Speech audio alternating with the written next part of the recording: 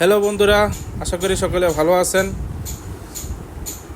জীবনে চলার পথে অনেক ভুলভ্রান্তি সকলেরই থাকে, তাই সেই ভুলের খেসারত আজকে দিতেছে এই যুবক।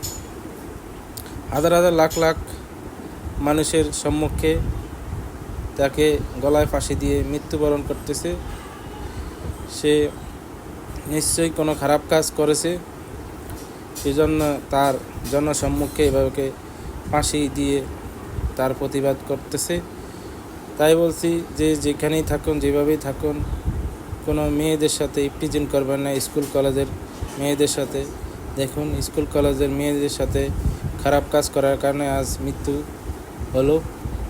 তো সবাই সতর্ক থাকবেন, কারো মা বোনের ইজ্জতহানি করবেন না, এতে করে আপনার এই মূল্যবান প্রাণটি দিতে হবে। তো জনসম্মুখে এভাবে ফাঁসি দিয়ে তাকে মৃত্যুবরণ করতে হইতেছে। যে সবাই খারাপ কিছু করার আগে 100 বার ভেবে নেবেন, কেননা দর্শন এমন একটা জিনিস, খারাপ জিনিস, সেই খারাপ জিনিস করার কারণে আজ তাকে